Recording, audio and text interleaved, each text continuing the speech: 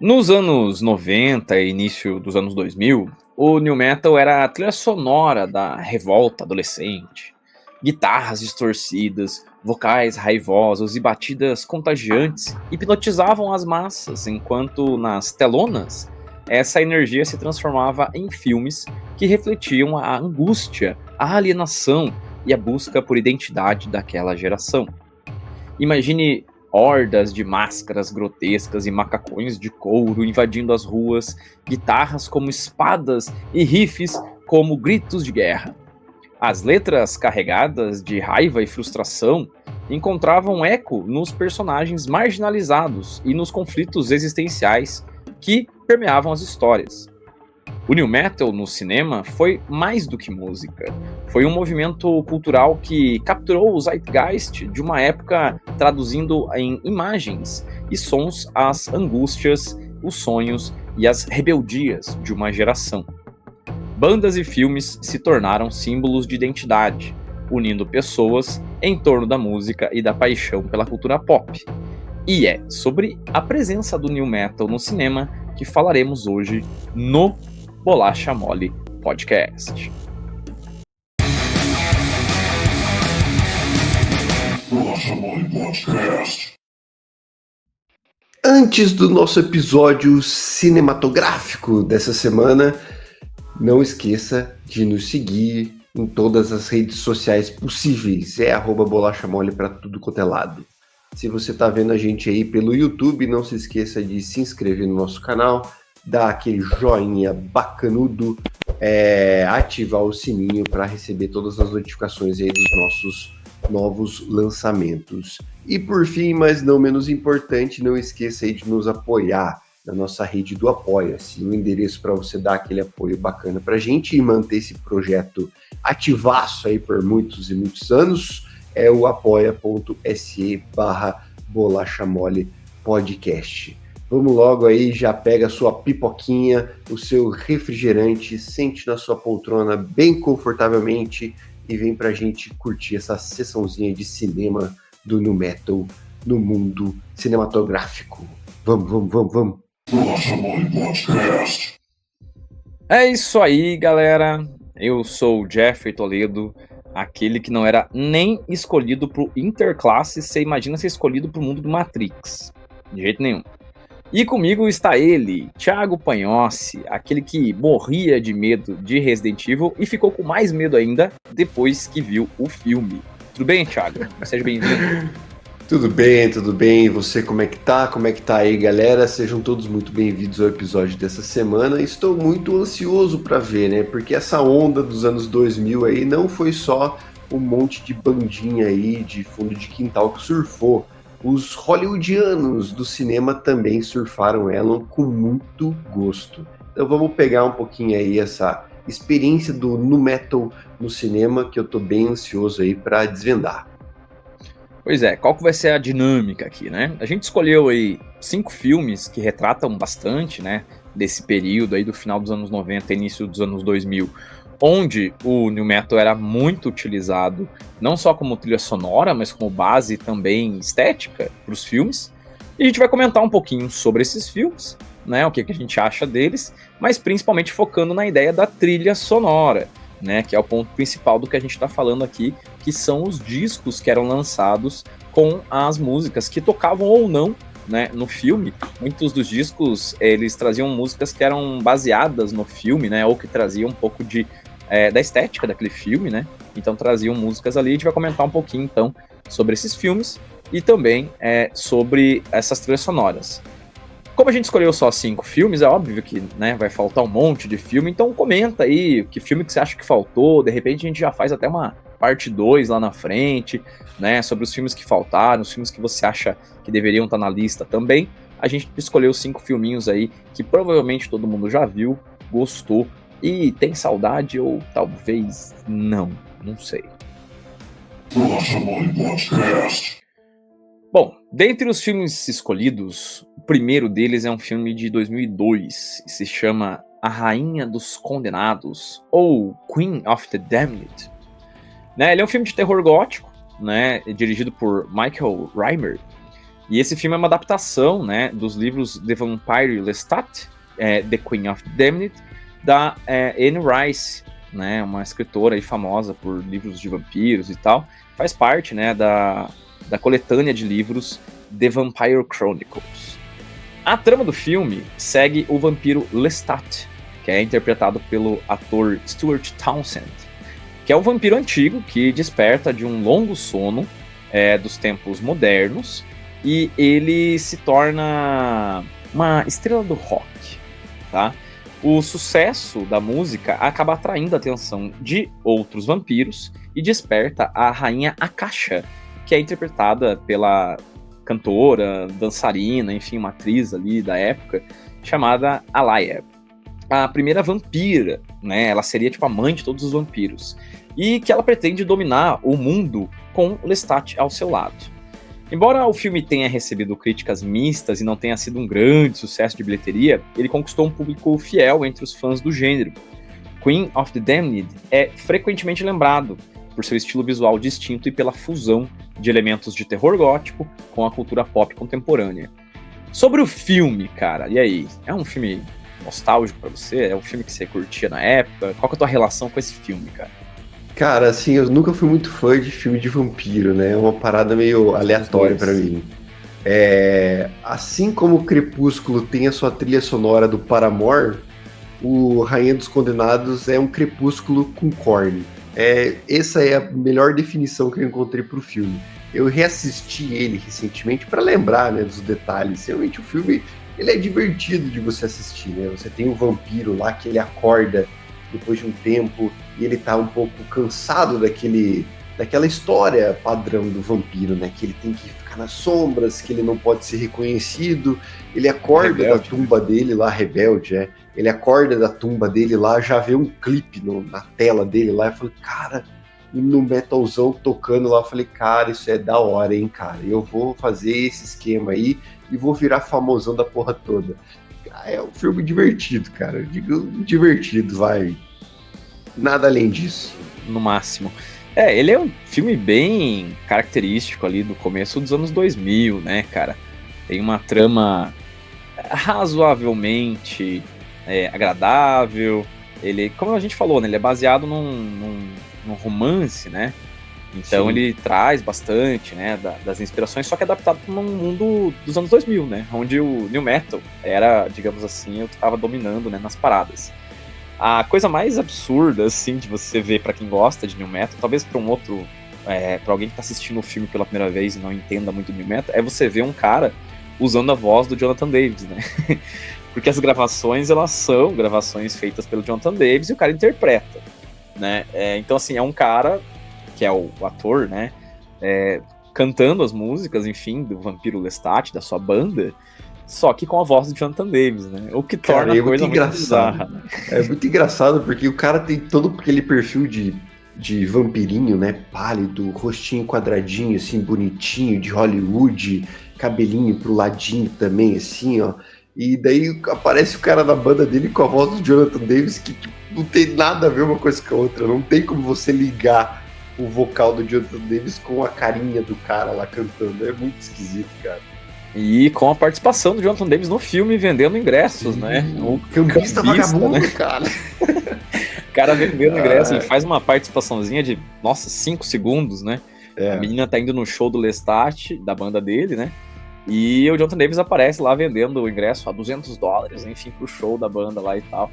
Aparece rapidamente o nosso amigo. Já Jonathan pensou Davis, $200 no ingresso, cara, naquela época? Isso em 2000, mano. Né? Tipo, porra, que 2002, isso, né, cara? Imagina vamos baixar o preço aí, Jonathan Davis. Você ia ser criticado aqui no Bolacha Mole. E é um rolê lá no meio do deserto ainda, né? Os caras tem que ir até o deserto pra ver o show da banda, que é tocar lá no festival Vale da Morte, né? Uma coisa assim. Negócio longe pra caramba. Mas enfim, vamos falar um pouquinho sobre a trilha sonora desse filme, tá? A trilha sonora foi lançada também em 2002, né? E uma das características mais notáveis é, obviamente, porque ela foi produzida, né? Pelo vocalista do Korn, o Jonathan Davis, e também pelo Richard Gibbs. A trilha sonora, ela meio que dá uma misturada, né? De new metal com rock industrial, né? Um estilo gótico também. E ela reflete bastante, né? Essa atmosfera aí dos anos 2000, né? E também a questão sobrenatural da narrativa, né, do filme, né, a questão ali meio gótica e tal. O Jonathan Davis foi responsável por compor, né, muitas dessas músicas, as principais, pelo menos, que aparecem no filme, cantadas pelo vampiro, né? E devido às restrições contratuais que haviam, né, entre o Jonathan Davis e as suas produtoras e a Warner Bros., ele não pôde gravar as músicas para o lançamento do álbum, né? Então houve um convite a outros vocalistas que não tinham essas restrições contratuais. Então a música que aparece no filme é com a voz de Jonathan Davis, mas a música que aparece no CD é com outros vocalistas, né?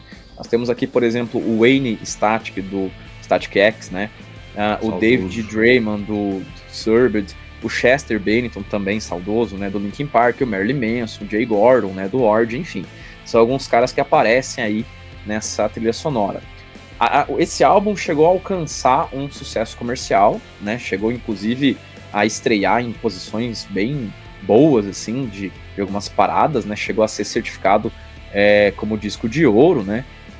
E a trilha sonora, ela é um marco dessa geração, né, cara? Nós temos ali, como eu falei, eu vou dizer bandas que é mais fácil, nós temos Static X, Disturbed, Linkin Park, Deftones, que inclusive toca, né, a música do Deftones no filme, né, numa cena até um pouco, uma cena picante. Cara, lógico, né? Marilyn Manson. Deftones, se for pra tocar Deftones, tem que ser em cena de sexo, não adianta. Não tem outro jeito, né, cara? Com Change, né, in the House of Flies, né, que é uma música extremamente atmosférica. Tem Marilyn Manson, tem Papa Roach, tem Orgy, tem Earshot também, que fez bastante sucesso nos anos 2000, Dry Cell, enfim, tem uma pancada de bandas famosas. Eu considero esse disco um disco muito legal, cara. Eu acho esse disco bem maneiro mesmo, gosto muito dele, mas eu gostaria de poder pegar essas versões da música do Jonathan Davis. E fica uma dica pra quem não sabe, né? Nos ao vivos do Jonathan Davis solo, ele toca várias dessas músicas, inclusive acompanhado de orquestra e tal, que é magnífico, assim, cara. É muito uma roupagem bem bonita que ele dá pra essas músicas, assim, eu gosto bastante. E você, cara, tem uma relação com esse disco aí legal ou não? Cara, é bacana, eu gosto muito desses álbuns de trilha sonora de filme, né? Muito. Porque eles são muito... Cara, é uma variação muito grande, né? Você sai ali de um Static X pra curtir um Disturbed, e daí um Linkin Park, um Deftones, é uma mistureba, assim, sabe? Eu que tô acostumado a ouvir álbuns de cabo a rabo de suas bandas e seus lançamentos e tal, é um negócio que chega a ser até meio surpreendente, assim, quando você vê essa variação toda de música dentro dos álbuns. A trilha sonora eu acho magnífica, né, cara? Não tem como reclamar aí dessas músicas que a gente acabou de comentar. Algumas outras ali não tão conhecidas, de bandas não tão conhecidas, e realmente, cara, esse ponto que você colocou aí do Korn, do Jonathan Davis, cantando as músicas feitas para o filme nos seus eventos aí solo, cara, é realmente muito legal, cara. É divertidíssima essa trilha sonora aí. E ele retrata bastante, né? Eu gosto de trilha sonora de filme que retrata bastante a ideia da época mesmo, né? Então você pega esse conjunto de bandas hoje, você não encontra em trilhas sonoras, né? E pra quem tá meio perdido, né, trilha sonora nos anos 2000, anos 90, antes até com novelas, né, trilhas sonoras de novelas e tal. Era um negócio que vendia muito, né? Tem a trilha de tal personagem da novela, a trilha de tal personagem que é o vilão, a mocinha da novela. Isso acontecia nos filmes também.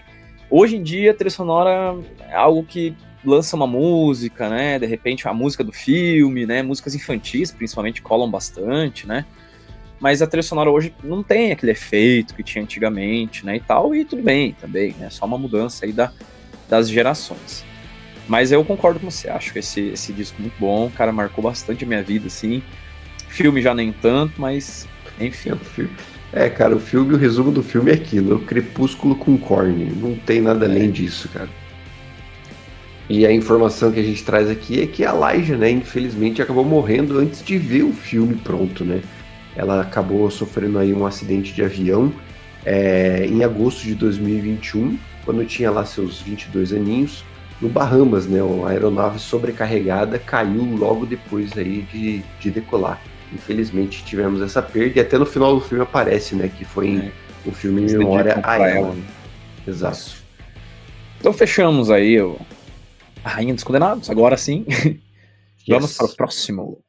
Bora. Bolacha Mole Podcast. E o segundo filme que a gente vai abordar agora no nosso episódio de hoje, cinematográfico, é o Matrix, lançado em 1999. Né? Ele foi dirigido aí pelas irmãs Wachowski, e cara, um filme icônico aí, né, da ficção científica, né? Não tem nem o que dizer. A trama do filme é com relação ao Neo, né, que é interpretado aí pelo Keanu Reeves, que faz o papel aí de um hacker que descobre que seu mundo é uma simulação controlada por máquinas para subjugá-los, né? Junto com ele aí tem o Morpheus, né, quem faz o papel do Morpheus é o Lawrence Fishburne, e a Trinity, né, a audaciosa Trinity, que é interpretada aí pela Carrie-Anne Moss. E, né, esse trio aí se forma uma espécie aí de resistência humana frente o controle das máquinas dentro desse submundo aí da Matrix, né? O filme ele é conhecido também aí pelos seus efeitos visuais, né, inovadores, como aquele próprio Bullet Time, e por explorar aí os temas filosóficos sobre a realidade e o livre-arbítrio, né? O Matrix, ele simplesmente revolucionou o cinema ali na sua época, né? Foi sucesso de crítica e bilheteria, isso chovendo molhado, né? Ganhou 4 Oscars, e por conta desse sucesso acabou gerando aí a franquia, né, tão conhecida, que hoje no total tem 4 filmes, né? O Matrix ele continua sendo uma referência aí cultural bem significativa, né? Questionando aí a natureza da realidade e do futuro da humanidade. Não tem nem muito o que falar, né, cara? Matrix 99 é maravilhoso. Cara, é um dos filmes mais emblemáticos da história do cinema, né, cara? Não só pela estética, pela questão da inovação, né? Que as irmãs Wachowski trouxeram com a questão do bullet time, mas pela temática, né, cara? Tipo, a forma como Matrix aborda os temas filosóficos e a maneira como Matrix traz essa ideia do tipo, o que é realidade, o que não é realidade. A cena da colher, né? Tipo, a colher não existe, tá ligado? Tipo, mano, é uma pira, cara. É uma pira, cara, o filme é uma pira, cenas maravilhosas. E assim, sobre o filme eu gosto muito do 1, né? Eu sou muito fã do 1. O 2, o 3 e o 4 por cima, eu já acho que, né, aí é uma outra pira. Tem outras linhas também, tem vários jogos que complementam histórias de personagens, tem Animatrix, que é um anime muito bom, por sinal, feito, né, baseado no universo do Matrix. Então, o nome, né, Matrix, ele se espalha para vários outras áreas, né? Acho muito foda, cara. E realmente, não tem nem muito o que ficar falando aqui, me alongando, porque é bom demais. Matrix é bom demais. Da franquia como um todo, eu acho que a trilogia, ela é muito boa, né? Os 3 primeiros filmes ali, é claro que sem dúvida nenhuma o primeiro filme é um ponto fora da curva, o negócio é muito absurdo, assim.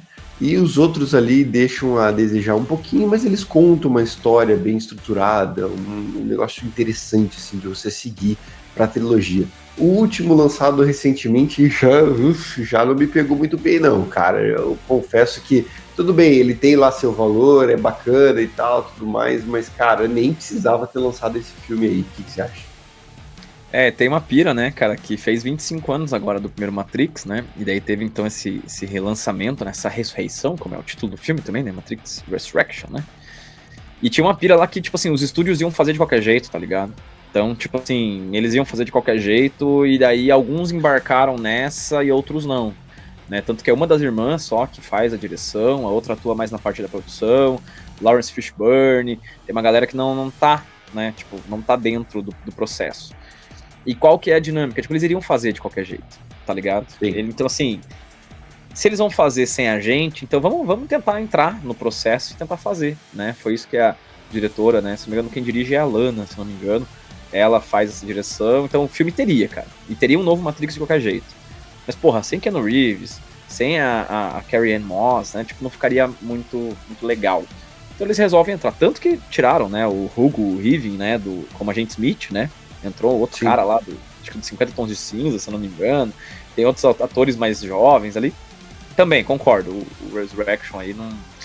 Vamos ver o que vai ter pra frente, porque vai ter o 5 ainda, vai ter o 6 aí, né? Vamos ver o que tem pra frente aí, né, cara? Cenas dos próximos capítulos, né? Aguardemos. Mas voltando aqui para o nosso episódio do Bolacha Mole, né? A trilha sonora do filme, ela é um pouco diferente aí do que a Rainha dos Condenados, que a gente falou aí um pouco há pouco, né? A trilha sonora do filme ela foi lançada dia 30 de março de 99 e é uma compilação de faixas que capturam ali a energia do estilo mais cyberpunk, digamos assim, do filme, né?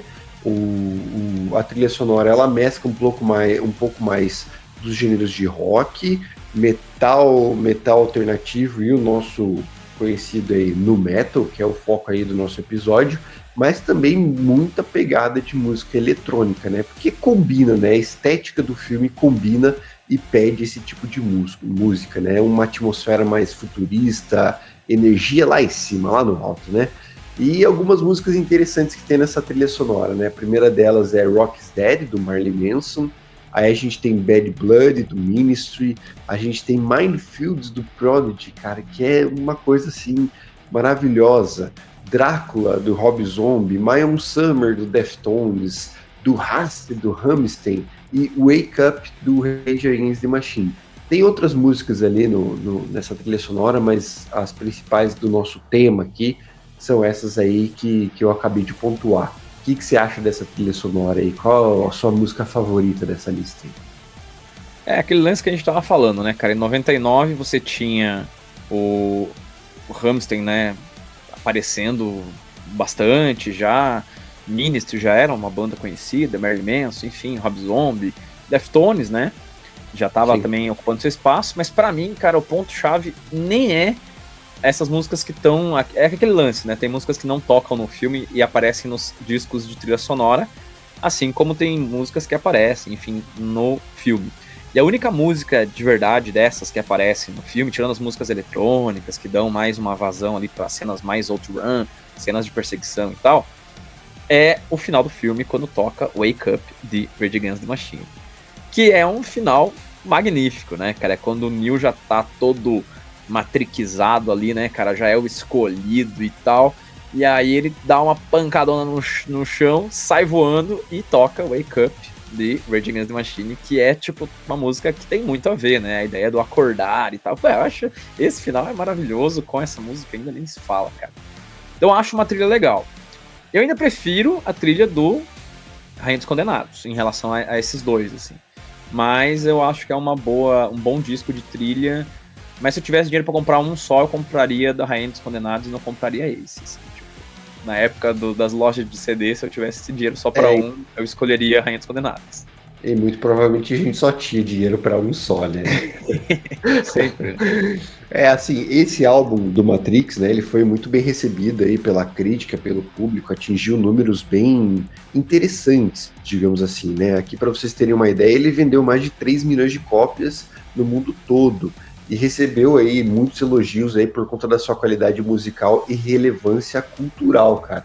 Muito em virtude do tempo que estamos, né? Estamos ali no começo dos anos 2000, né? Que essa temática futurista era muito impactante. E eu acho um dos pontos principais dessa trilha sonora a música, no caso do Prodigy, né? Que traz essa temática futurista, aquele negócio um pouco mais pesado eletrônico. Prodigy, que a gente sabe, flutua tanto em festivais de música eletrônica quanto em festivais de música de metal. Então, cara, essa junção do Prodigy com o Matrix, pra mim, casam muito bem, assim, cara. Eu gosto muito dessa conversa entre os dois. Não, concordo, cara. E eu acho que talvez seja do disco todo uma das músicas que mais representa o que é o Matrix, assim, né? Tipo, que também transita entre um filme de ação, entre um filme de drama, entre um filme sci-fi, enfim, ele transita entre várias temáticas de filme. Muito bom mesmo, cara, esse disco aí, é bem legal, bem divertido, cara. Realmente. Fechamos por aqui o nosso amado Matrix 1999. Fechou. Por mim, isso aí. Maravilha. Então vamos pro próximo filmaço. Ou não. Bolacha Mole Podcast. O nosso terceiro filme... Ai. Ele é um filme de 2002 e se chama Resident Evil. No Brasil fica conhecido como Resident Evil, o Hóspede Maldito. Esse filme, ele é dirigido pelo Paul W.S. Anderson e é baseado, obviamente, né, na série ali da Capcom, a série de videogames ali do PlayStation, enfim, que é o Resident Evil. O filme tenta combinar elementos de ação com elementos de suspense e terror, né? Acho que pelo menos nisso ele acerta. A história do filme, ela se baseia na cidade de Raccoon City, né? Se situa na cidade de Raccoon City, onde começa um surto viral dentro de um espaço chamado Colmeia, que é um laboratório subterrâneo de propriedade das corporações Umbrella, que são as grandes vilãs aí dessa série de filmes e jogos. O T-Virus, criado pelos pesquisadores em genética, ele transforma cientistas e funcionários da empresa em zumbis vorazes. E aí surge a nossa personagem Alice, que até então, na verdade, no primeiro filme não mostra o nome dela, né? No primeiro filme você não sabe quem ela é, mas ela é interpretada pela Mila Jovovich, que é a protagonista do filme, e ela acorda sem memória nessa mansão, acima da colmeia, e ela se junta para uma equipe para tentar, então, desvendar os mistérios desse incidente que transformou todo mundo dentro da colmeia em zumbi. O Resident Evil, ele teve uma recepção, digamos assim, mista. Foi bem recebido até certo ponto por fãs da série de jogos, né, de gênero de terror. O filme arrecadou em torno de 100 milhões de dólares mundialmente e teve um orçamento de 33 milhões. Cara, para um filme que gastou 33 milhões, ganhar 100 milhões com o nível de poder que eles tinham, eu acho que foi pouco. Assim, prejuízo não deu, mas assim, acho que ainda que foi pouco. Então eles começaram a criar uma franquia, que, cara, vai ter até o filme, sei lá, mano, acho que tem mais filme que o Velozes e Furiosos, assim.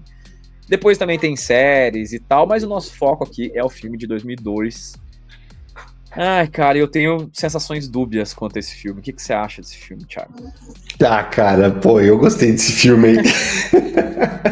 Eu gosto desse filme, cara. Puta merda. É assim, eu assisti ele quando eu tinha lá meus 16, 17, 18 anos, talvez, né? E confesso pra você que não assisti ele recentemente de novo, meio que pra não estragar essa visão que eu tinha da época lá, que era um jovenzito adolescente, né? Cara, então, eu cometi esse erro, cara. Então, eu tava com medo disso. Para alguns filmes que a gente apontou aqui, eu realmente fiquei com medo disso. E por isso que eu não queria estragar essa visão que eu tinha lá dos meus 17, 18, 16 anos, sei lá. Então, da época eu gostava muito, cara. Uns cachorros zumbi, aquela trilhazinha sonora de fundo, aqueles toquezinhos assim, cara, me pegam demais, cara. O filme, eu gosto bastante desse filme, viu? Da sessão da franquia, assim, dos outros filmes, eu já digo, assim, que eu não acompanhei tanto, não vi todos, acho que nem tem como ver todos, de tanto filme que é. Mas não acompanhei tanto assim e confesso que não curti muito, pelo menos os que eu vi. O que realmente ficou marcado para mim é esse primeiro aí de 2002. Você falou uma parada bem interessante, que é o que me pega nesse filme até hoje, assim, cara, que é a cena do T-Virus sendo jogado, assim, né, tipo, e quando ele começa a se espalhar. Cara, nessa cena tem uma trilha sonora tão legal, cara, tão legal. É muito... Cara, e é uma música que tipo, emerge, né, dentro do filme. É uma música assim, muito legal. Só que é uma música de trilha sonora de filme atmosférico ali, né? Sim, é a trilha de sim. fundo, né, digamos assim. Exato, não é uma Mas música eu cometi o erro, cara, de ver de volta. Eu vi, antes da gente começar a gravar, eu revi todos os filmes praticamente. E aí é engraçado, né? Porque eu revi Matrix 1, né? Fazia tempo que eu não via o Matrix 1. E ao rever o 1, eu acabei indo pro 2, pro 3 e o 4, que eu não tinha visto até então. Quando eu vi o Resident Evil, meu amigo, eu fui ver o Resident Evil, cara, como é péssima a atuação daquela galera, como é terrível. Eu prefiro guardar a minha memória também, eu cometi o erro de furar essa bolha, mas... Cara, mas eu não sei o que acontece, cara, mas a atuação da galera dessa época aí, no geral, é muito ruim, cara. No geral é muito ruim. Eu não sei o que aconteceu, se houve uma evolução tão grande, assim, dos atores do começo dos anos 2000 pra cá, né, já... Vamos fazer 25 anos aí dessa brincadeira, né? Sim, cara. Não sei se teve uma evolução tão grande assim, cara, mas todo filme que você vê dessa época, você fala, puta merda, mano, que atorzinho meia boca, que atriz fraca, que não... Cara, é muito estranho, né?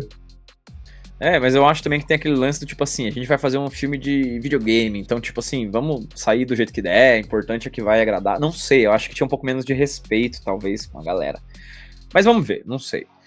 Bom, vamos falar da trilha então, que é o que interessa de verdade pra nós aqui, né? A trilha sonora, ela mistura bastante também, né, cara? Como acontece com o Matrix, né? Mistura bastante metal com música industrial, com música eletrônica também de vez em quando aparecendo. Ela tenta, né, trazer um pouco dessa atmosfera de terror, com uma atmosfera de, sei lá, mundo pós-apocalíptico e tal. E são aquele esquema, né? São 2 álbuns separados, né? Isso era bem comum na época também. Então você tem um álbum com músicas que são músicas do filme ou que são inspiradas no filme. E você tem um outro disco, né? Que é somente músicas do Marilyn Manson feitas para a trilha do Resident Evil de 2002, beleza? Então, assim, quais são os destaques para mim, né, e para você desse disco? Nós temos Slipknot com My Plague, nós temos Marilyn Manson com The Fight Song, nós temos Cold Chamber com Something Told Me, nós temos Adema com Everyone, Fear Factory, Static X, Il Ninho e Mudvayne, né? Além de, enfim, outras várias bandas que aparecem de novo Rammstein, aparece Saliva, Depeche Mode aparece, The Crystal Method, né, uma pegada mais eletrônica. É um disco bem legal, assim, cara, eu gosto bastante. E tem na primeira música, que é aquela Red Queen, que é uma música do filme mesmo, que é a musiquinha que toca quando o vírus se espalha, que é uma música maravilhosa. Gosta desse disco, cara? Ah, cara, eu gosto bastante desse disco, não só das músicas que a gente já tá acostumado, né, Slipknot, Marilyn Manson, Cold Chamber, mas umas músicas paralelas aí, do Saliva, Crystal Method, cara, que eu ouvi muito na época que saiu esse filme, uma pegadinha eletrônica bem gostosa de ouvir, e Red Queen, que é a música que traz toda uma imersão pra dentro do filme, assim, cara. Eu gosto muito dessa trilha sonora, inclusive esse filme foi meio que o filme, ó, compartilhando aqui histórias pessoais, né? Foi o filme que meio que minha família descobriu que eu curtia um pouco essa parada do metal, assim, sabe? Porque a gente tava assistindo o filme, aí acaba o filme bruscamente e já começa My Plague do Slipknot, e eu fiquei alucinado com a música, tava cantando porque já conhecia, né, a música, e todo mundo assim, meu Deus, oh meu Deus, ele conhece essa música, nossa, que assustador, será que ele está envolvido com drogas? Mal Então sabia, foi mais ou menos aí uma iniciação, assim, de um Thiaguinho metaleiro para a sua família. Foi interessante, cara, mas a trilha sonora como um todo é muito legal, cara, muito legal, tem muita música boa, Rammstein não se fala, Depeche Mode não se fala, e até as músicas, né, que na época eu escutava bastante também, aquele disco Side, né, que é das músicas do Marilyn Manson, também eram legais de se ouvir, assim, sabe, porque realmente trazia toda aquela temática do filme para os seus fones de ouvido, assim, cara, é bem legal, eu gosto bastante dessa trilha sonora. No que diz respeito à trilha sonora, né, ela tem, além do Marilyn Manson, a participação de Marco Beltrami, que é um cara que vira e mexe, está associado aí a trilhas assim também, né, tanto que ele fez, né, as trilhas do Pânico 1, 2 e 3, no que diz respeito à trilha sonora, ela foi bem recebida pelos fãs, não tinha como não ser, né, é uma trilha sonora que traz ali sucessos bem importantes do momento. Acho que foi uma curadoria bem boa de quem pegou, né, esse disco. Afinal de contas, quem estava tocando, né, o projeto era o Marilyn Manson, né, então obviamente ele traz ali pessoas que são muito conhecidas dele, e de fato é uma trilha sonora muito, muito, muito interessante, eu diria. Mas vamos lá, você tá com dinheiro para comprar um CD apenas, e você já passou por 3 CDs, você já foi pelo CD da Rainha dos Condenados, foi pro CD do Matrix, e agora você tá com o 3º CD na mão, que é o CD do Resident Evil 2002. Qual você compra? Ai, cara, que pergunta foda, velho. Eu acho que nessa fase do jogo, cara, eu ia de a trilha de Resident Evil. É a que mais me pegou, assim. É uma boa escolha. Eu acho que talvez eu trocaria também. Eu jogaria os dois pro alto, e o que cair primeiro eu não compro, porque tá quebrado, pegava o segundo. Mas, tipo assim, meio que tanto faz, assim, eu gosto bastante do... É, Eu acho a pegada do Resident Evil 2002, ela mais pesada, assim, eu gosto mais dela, desse modelo então, mais pesadão. e pelo menos pra mim marcou muito mais uma época do que o próprio A Rainha dos Condenados. Então, Resident Sim. Evil pra mim é a minha escolha por enquanto. Parabéns pela sua escolha. Será que vai Vamos pro mudar? próximo, então? Não sei, né? Quem sabe? Vamos pro próximo. Bora. Bora. Bolacha Mole Podcast. Vamos falar do próximo filme, que se chama Drácula 2000. Né, é um filme de terror que foi lançado, obviamente, em 2000, mas não tão obviamente assim, viu, cara? Porque tem lugares que ele foi lançado em 2001 e saiu como Drácula 2001. Eita! Informação aleatória aqui, Ele é dirigido por Patrick Lussier e produzido por Wes Craven. O filme ele é uma espécie de releitura moderna do Drácula, né, daquele clássico conto do Drácula, só que traz aí uma ambientação, digamos assim, mais contemporânea. Né, a trama começa com o caçador de vampiros Van Helsing, né, o famoso Van Helsing, só que dessa vez não é feito pelo Wolverine, é feito pelo Christopher Plummer, que vive nos dias atuais como uma espécie de antiquário em Londres. O Van Helsing guarda o corpo do Drácula, que é um filme interpretado pelo Gerard Butler, que é o Leônidas, né, do 300, e ele usa uma espécie de substância ali, meio misteriosa, para manter o vampiro dormindo. Podemos dizer que é um Dramin, só que super potente, né? Nessa loja, um grupo de ladrões invade e acaba roubando o caixão do Drácula, que acaba escapando e indo viajar para Nova Orleans em busca de seu amor, que é a filha do Van Helsing, a menina chamada Mary Heller, interpretada no filme pela Justine Weddell. O que acontece? Né? Eles têm uma espécie de conexão psíquica, né, muito semelhante ao conto mesmo do Drácula, né? Onde então ele sai espalhando terror pela cidade e fazendo as suas confusões. O Drácula é um menino muito sorrateiro. Peraltices. E Van Helsing tenta, obviamente, né, deter ele antes que ele possa concretizar os seus planos sombrios. O filme, em geral, recebeu críticas mistas, né? Teve elogios com relação à performance do Gerard Butler, como Drácula, as cenas de ação, enfim. Mas também teve muita gente que criticou ali a história, o roteiro, meio fracão, assim, uma adaptaçãozinha que talvez não tenha convencido tanto o público em geral que gosta, né, do Drácula. O que você acha desse filme aí, Thiago? Cara, eu vou te dizer que nesse filme eu caí no erro de ter visto novamente, né, recentemente, e, cara, puta filme ruim, cara, meu Deus, cara, é muito ruim, cara, a história é fraca, as atuações são péssimas, eu não sei como é que alguém pode ter elogiado a atuação do Gerard Butler lá como Drácula, que eu achei muito água divina, assim, sabe? Divina, pra quem não sabe, salsicha, né? Mas, cara, muito ruim, cara. Achei muito chato o filme, cara. Muito chato.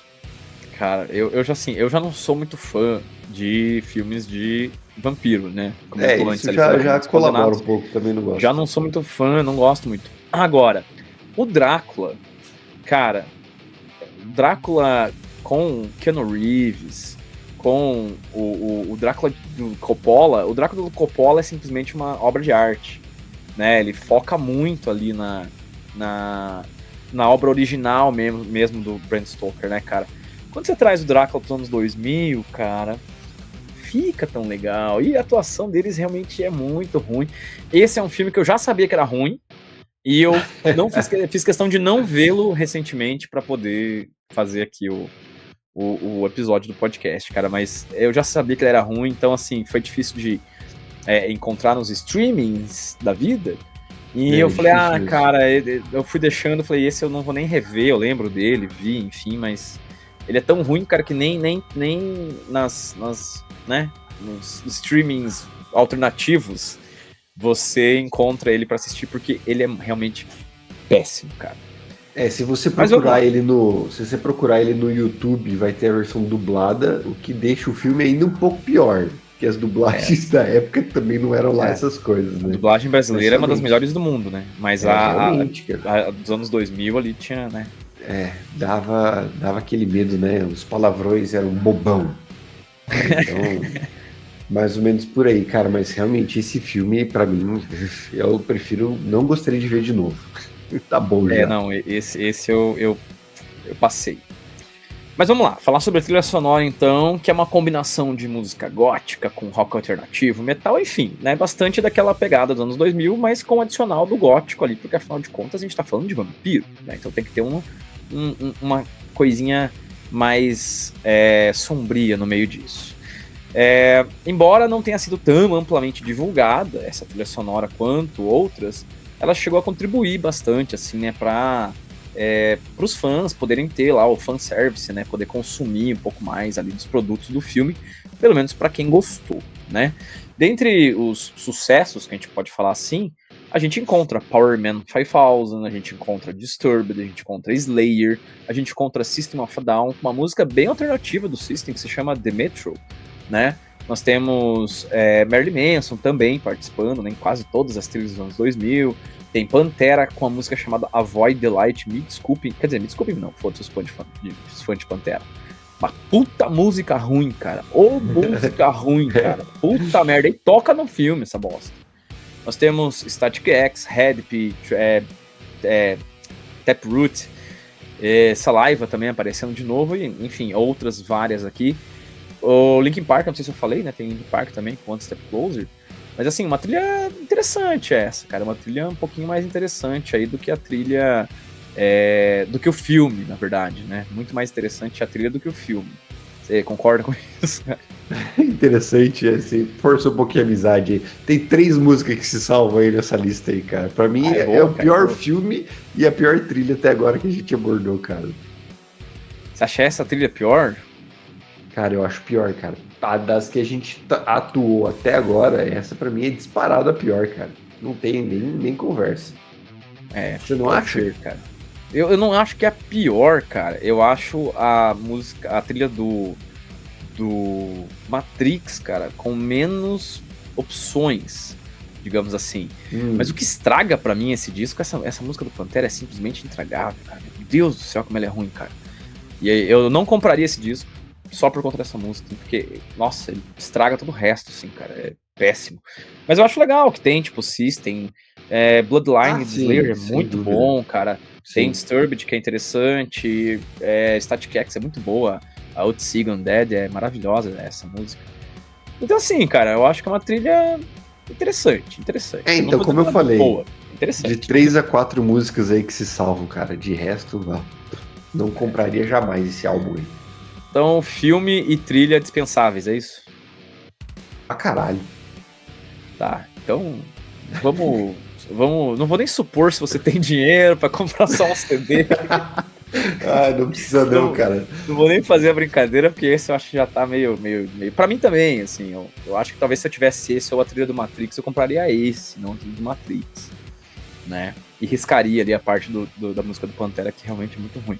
Mas, tirando isso, realmente não é das melhores, o filme também não é muito bom. Então, acho que dá pra ir pro próximo já, né? Pra não perder muito tempo com o Drácula, porque senão o Drácula pega nós aqui. Então, vamos lá. Último filme, então, da nossa lista.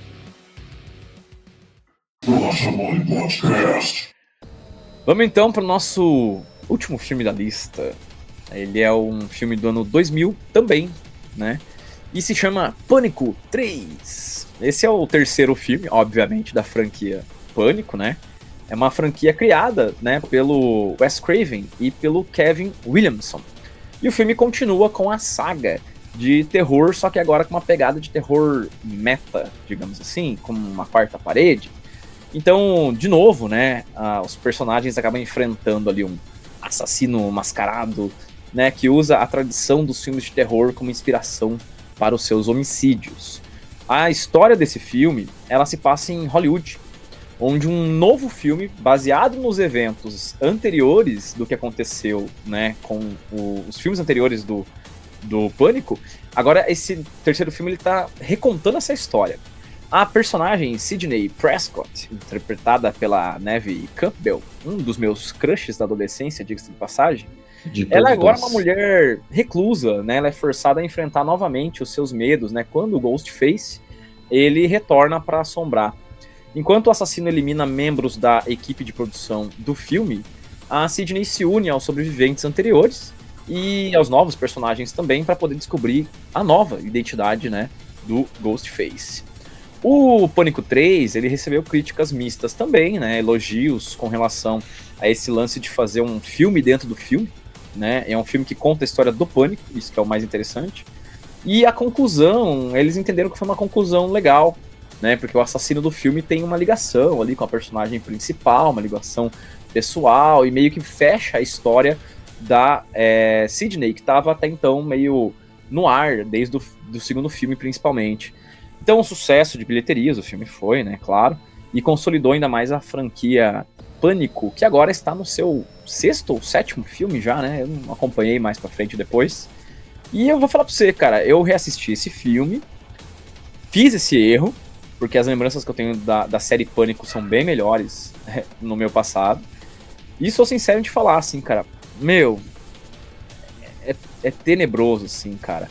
As únicas. O que é o Dewey, né, cara? Eu tinha esquecido do personagem Dewey, cara. O policial de bigodinho. Mano, uma atuação é muito engraçado. Parece. O Pânico, ele chegou a um ponto de parecer com Todo Mundo Odeia o Pânico, tá ligado? Que é a sua versão satírica. Pois é. Você chega até a confundir, né? Qual filme, né? Mas, cara, o que se salva ali é a atriz do Friends, né? Que é uma atriz maravilhosa, assim, né, cara? Nossa, muito boa. Ela manda bem mesmo. E a Neve Campbell também, sempre muito bom, mas sempre aquela cara de perseguida mesmo, né? A atriz ali, coitada. Cara de mas coitada, enfim, cara. Né? O que você achou aí, cara? O que você lembra cara, desse filme?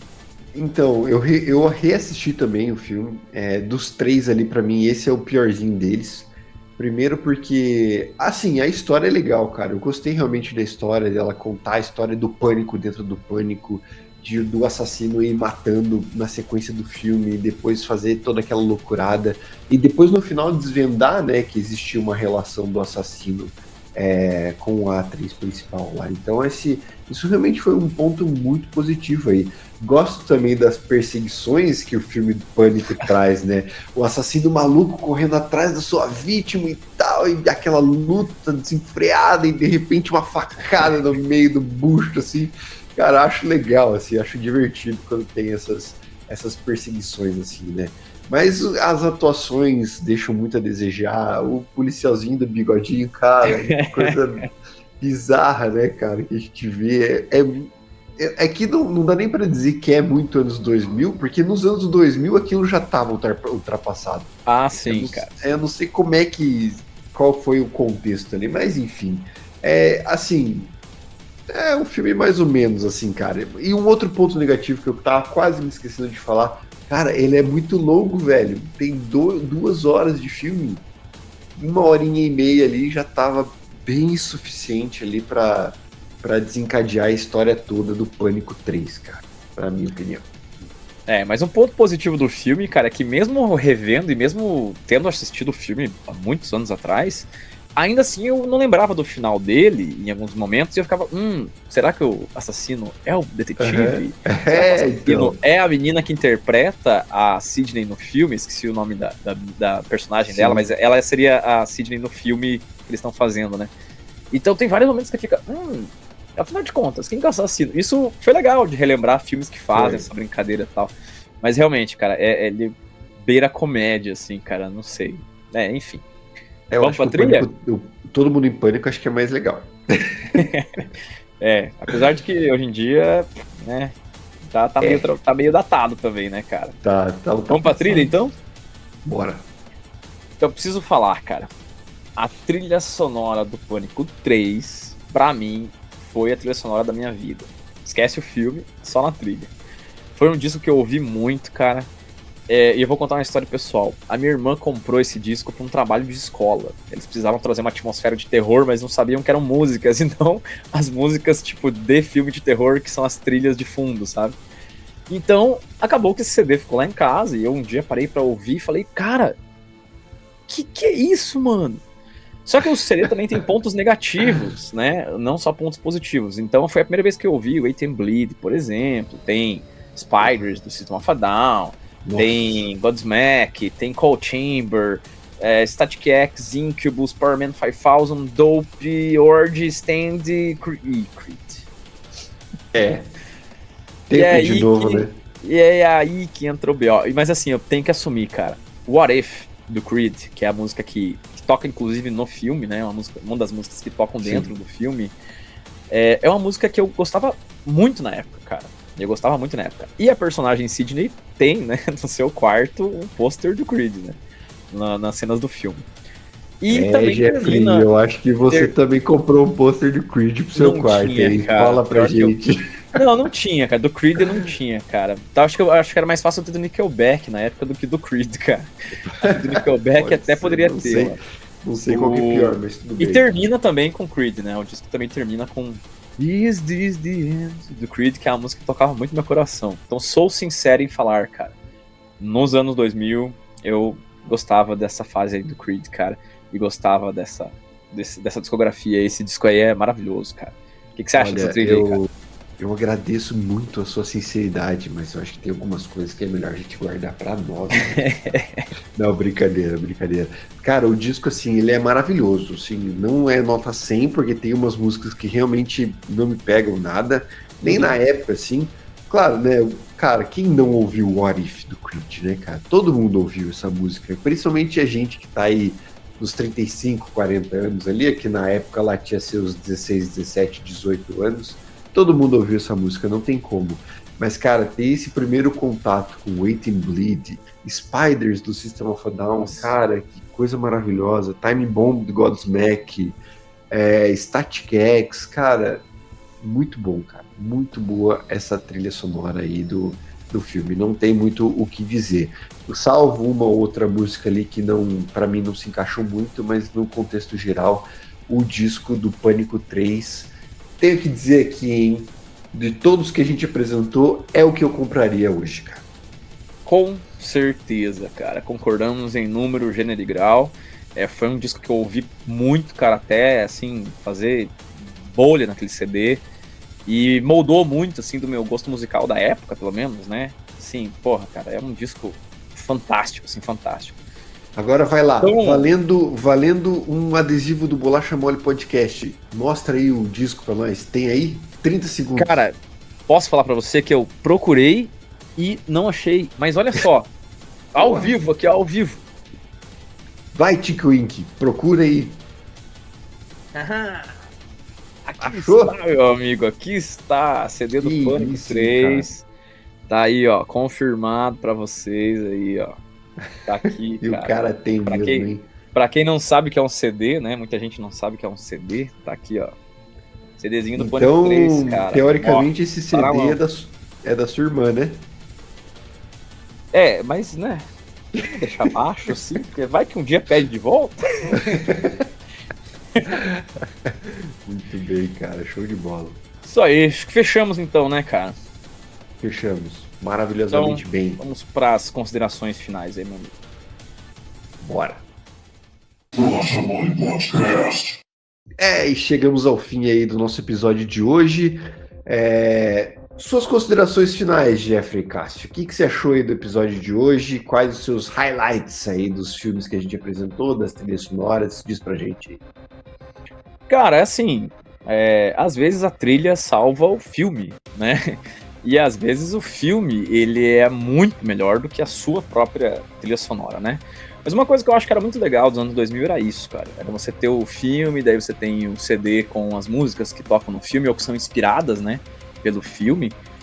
Como é o exemplo do que a gente trabalhou aqui hoje nesses 5 filmes, né? Nem todas as músicas estão dentro do filme, mas enfim. Isso era uma coisa muito legal, cara. Isso é uma coisa que eu sinto falta. Eu vejo hoje trilhas de filme muito apagadas, assim, né? Ou pelo menos não tem grandes lançamentos dedicados aos filmes e tal. Pelo menos dentro do campo do rock e do metal, assim, né? Claro que músicas mais pop tem, direto, enfim. Mas é uma coisa que eu sinto falta, cara. E, obviamente, a gente fez um recorte aqui, né, galera? Então, assim, a gente pegou 5 filmes de gosto pessoal, 5 filmes ali que representam um pouco de uma época, mas existem vários outros filmes aí, filmes com atuação, né? Filmes onde participa, por exemplo, artistas que a gente gosta estão dentro do filme, enfim, fazendo uma pontinha lá, né? Cara, tem de monte. E assim, filme que não falta. Então, já deixo aqui a indicação novamente, se a galera quiser ir uma parte 2, de repente, ou quiser indicar aí filmes que possam entrar numa segunda lista, põe aí nos comentários aí o que vocês acham, cara, também sobre isso e o que vocês acharam do episódio, né? Mas e você, cara? Quais são suas considerações finais? Realmente, assim, filmes não são nossa grande especialidade, né? A gente não é nenhum Nenhuma crítico é, de né? cinema, né? A gente só tá aqui como fã para avaliar e dar pitaco, nosso pitaco mesmo. Mas é muito engraçado rever alguns desses filmes aí dos anos 2000, de como essa cultura do nu metal, do new metal, tava enraizado naquela época, né? Não só na questão das Sim, músicas, como na estética, né? A Rainha dos Condenados traz muito isso. É um dos filmes assim que eu mais curti assistir, porque é um dos filmes que mais trouxe as trilhas sonoras mais evidentes assim ao longo do filme, né? A participação do Jonathan Davis também foi muito legal. Rever filmes como Resident Evil foi muito bacana. Matrix, então tudo isso traz uma temática da época muito interessante e que conversa muito com o que estava rolando no cenário da música da época, assim. Então é muito divertido. E realmente, cara, eu acho que é só uma pontinha do iceberg que a gente trouxe aqui, de filmes que a gente acabou lembrando aí de comentar e dizer aí pra galera. E se a galera tiver alguma informação nova aí para trazer, um filme que quer que a gente faça uma análise e avalie a trilha sonora aí, vão ser todos os comentários lidos, respondidos e serão muito bem-vindos aí para nossa avaliação das próximas pautas do Bolacha Mole Podcast. Então é isso, né, meu nobre? Fechamos aqui o episódio de hoje. Agradecer aí todo mundo que tá vendo esse episódio, esses rostinhos belos aí nas telas aí dos seus celulares, dos seus computadores, das suas TVs. Não se esqueça nunca de curtir, compartilhar e se inscrever no nosso canal. Ative o sininho aí para receber todas as novidades aí dos nossos lançamentos. Siga a gente em todas as redes sociais, principalmente vai fazer uma menção honrosa aqui pro Instagram. Tem muito vídeo bacana lá que tá bombando, muita gente comentando, muita gente participando. Tá bem legal a nossa interação com a galera lá no Instagram. E por fim, não deixe de nos apoiar para manter esse projeto vivo. Ele gera um custo aí para nós, então a gente pede um auxílio para que a gente consiga manter esse projeto vivo e ativo por muito tempo. É só você entrar lá no apoia.se barra Bolacha Mole Podcast e fazer a sua contribuição. Pode ter certeza que se você der a sua contribuição lá, a gente vai mandar um mimo do nosso canal aí para vocês. É isso, galera. Muito obrigado a todos. Tenham todos e todas uma excelente semana. Se cuidem e até a próxima. Falou! Falou!